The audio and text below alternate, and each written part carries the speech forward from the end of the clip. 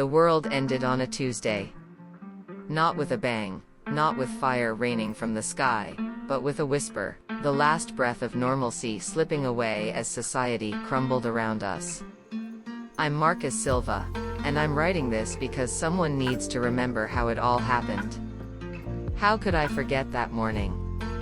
I was standing in front of my biology class at the university, explaining cellular mutation, when the first screams echoed through the hallways.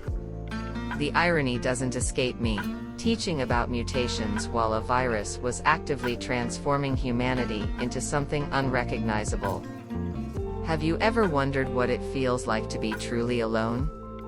Not the kind of alone where you can still call someone or scroll through social media, but the devastating solitude of being possibly the last sane person in a city of millions? São Paulo, once a bustling metropolis of concrete and dreams, became my personal hell and sanctuary rolled into one. The creatures, I refuse to call them zombies because that would be too simple, too clean, they're something else entirely. They retain their human strength, their speed, but their minds. What happens to consciousness when it's stripped of everything that makes us human? I watch them from my fortified apartment on the 23rd floor, moving with terrifying purpose through the abandoned streets below. They hunt. They coordinate. Sometimes, in the dead of night, I swear I can hear them communicating in guttural sounds that make my skin crawl. But why am I immune? This question haunts me more than the howls of the infected. Is it luck? Genetics? A cruel cosmic joke?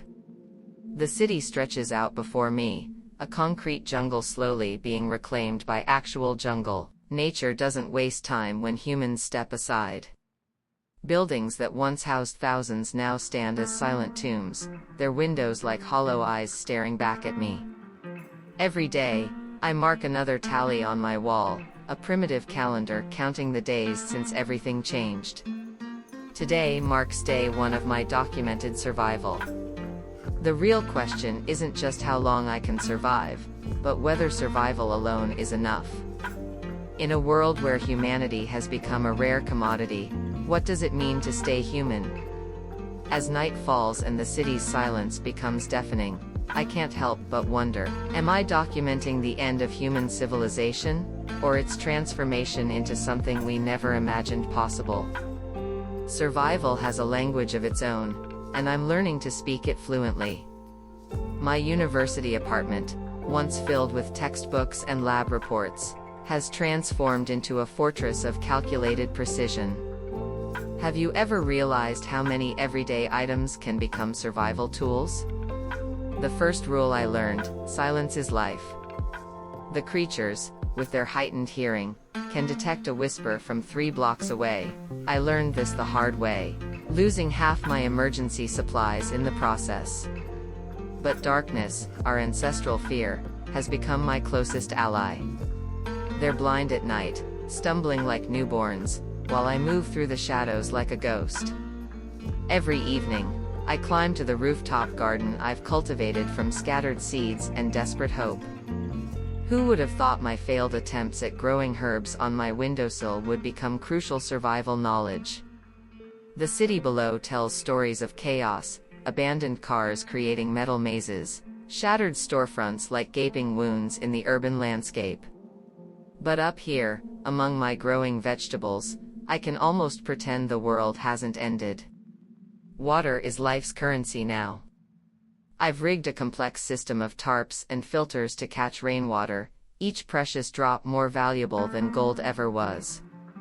The hardest part isn't the physical survival, it's maintaining sanity when the world has gone mad. I keep a strict routine: dawn patrol, maintenance checks, inventory count, perimeter reinforcement. Structure keeps the mind from wandering into dark places. But sometimes, in the dead of night, I catch myself questioning everything. Why am I documenting all this? Is anyone left to read it? The creatures have patterns, behaviors that fascinate the scientist in me even as they terrify the human. They gather in large groups during daylight, dispersing at dusk like a macabre dance. Understanding their patterns has kept me alive, but each new discovery raises more questions. What are they becoming? What are we becoming? As I fortify my walls and count my supplies, I can't help but wonder, in a world where survival is everything, what are we really surviving for? Loneliness has a weight to it, a physical presence that sits on your chest and whispers in your ear during those endless nights. Today marks my 30th day of documented solitude, and I've started talking to Wilson. Yes, I named a mannequin. Before you judge, try spending a month without human contact. He sits in my living room, wearing my old university blazer, a silent witness to my descent into, what? Madness? Adaptation? Evolution? My daily expeditions into the city have become a dangerous game of chess. Each move must be calculated, each risk weighed against potential rewards. The city's silence is deceptive, death lurks in every shadow, behind every broken window. Yesterday, I encountered a pack of feral dogs near what used to be Central Market. They looked at me with eyes too intelligent, too calculating. Have they adapted to this new world better than we have? My scientific mind can't help but observe, analyze, document. The creatures are changing. Their movements are becoming more coordinated, their hunting patterns more sophisticated. I've started mapping their territories, marking safe zones and danger areas on my wall-sized city map. Red for death zones, green for possible resources, yellow for uncertain territories. But the colors keep shifting, like the city itself is alive and evolving. The diary helps keep me sane, or at least provides evidence of my gradual loss of sanity. Each entry a breadcrumb trail of humanity in case of what? Who am I really writing this for? Sometimes I catch my reflection in broken windows, a wild-eyed stranger stares back, beard unkempt, eyes haunted but alert. Is this what survival looks like? Or is it just a slower form of decay? The nights are the worst. That's when the questions come. What if I'm not actually immune? What if this is all a complex hallucination? What if Wilson is right, and I'm... Wait, when did I start thinking Wilson could be right about anything? Perhaps the real horror isn't the monsters outside, but the slow erosion of certainty, of reality itself. How do you maintain your humanity when the very definition of human has become fluid? As I write this by candlelight, the city's darkness pressing against my windows, I wonder, are we all just one step away from becoming what we fear? 98 days of silence shattered by a single note, middle C, pure and perfect, floating through the dead city like a ghost of the world we lost. At first, I thought I'd finally cracked, that Wilson's silent companionship had proven insufficient to keep my sanity intact. But there it was again, Beethoven's Moonlight Sonata, playing somewhere in the concrete maze below. Have you ever felt hope hit you like a physical force? My hands shook as I traced the sound to the old conservatory, a building I'd marked in red on my map months ago. Through my binoculars, I watched the impossible, the creatures, usually so aggressive, keeping their distance from the music as if repelled by an invisible force. And there, through the dust-streaked windows, I saw her. Anna, the violinist, her bow dancing across strings in the fading light. How could something so beautiful survive in this brutal new world? The discovery changed everything. Sound, not as a weapon, but as a shield. The creatures recoil from certain frequencies, their enhanced hearing becoming their weakness. Watching Anna play, her eyes closed in concentration, surrounded by a perfect circle of safety created by her music, I realized how blind I'd been. We'd been fighting with guns and barricades when we should have been fighting with symphonies. The moment our eyes met through the broken window, everything shifted. Her smile, when was the last time I'd seen someone smile? held secrets I desperately needed to understand. But the biggest question burned in my mind: how many other survivors were out there, finding unique ways to stay alive while I hid in my fortress talking to a mannequin? As the last notes of Beethoven faded into the evening air, I found myself wondering, what other secrets does this new world hold? And more importantly, what does it mean when beauty becomes our strongest weapon against the darkness? The sun set over Sao Paulo, and for the first time in 98 days, the silence felt less like an ending and more like a prelude to something new. What melodies will we need to survive what comes next? Behind Anna's music lay a truth more extraordinary than I could have imagined: an entire community of survivors, hidden in plain sight within the conservatory's reinforced walls.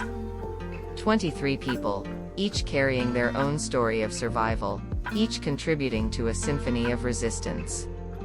Have you ever watched hope rebuild itself piece by piece? Their system was brilliant in its simplicity: different musical frequencies for different purposes. Bach to repel, Mozart to create safe zones, Tchaikovsky to signal danger. They'd turned the conservatory into a fortress of sound, using music stands as lookout posts and concert halls as communal spaces. The contrast between my solitary existence and their collaborative survival struck me like a physical blow. While I'd been having conversations with Wilson, they'd been building something remarkable.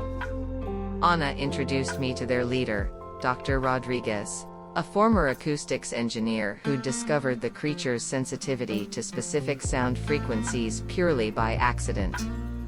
His eyes lit up when I mentioned my biology background. Finally, a chance to understand the science behind their success. The community functioned like an orchestra, each member playing their crucial part.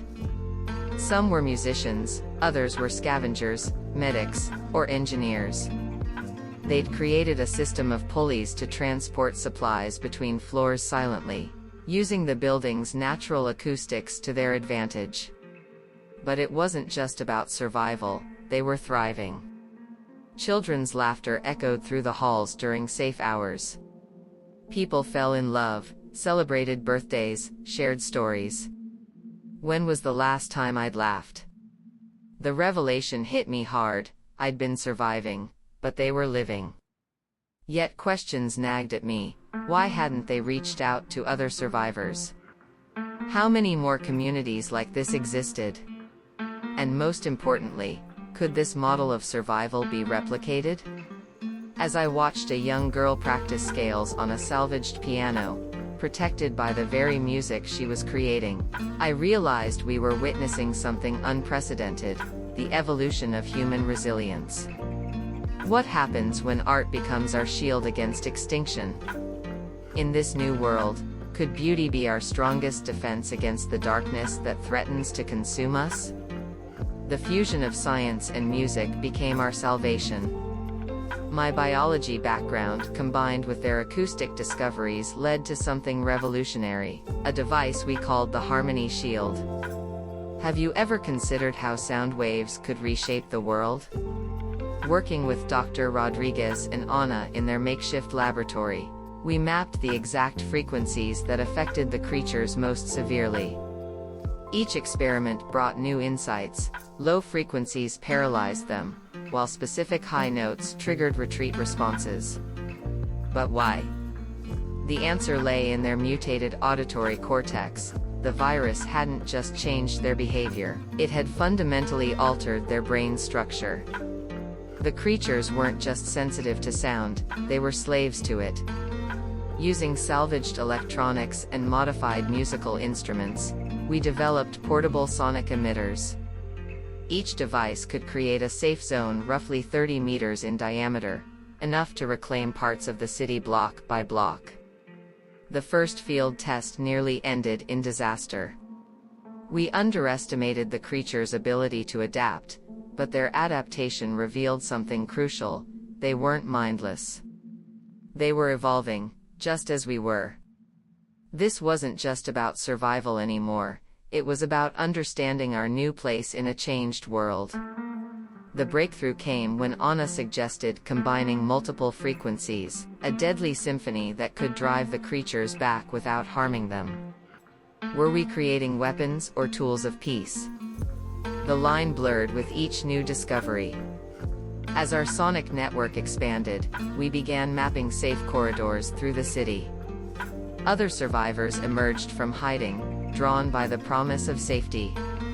Our community grew, and with it, our understanding of this new world. But success brought its own challenges. Power became our most precious resource. Each sonic device required energy to function. We began rigging solar panels across rooftops, creating a power grid for our acoustic shield network.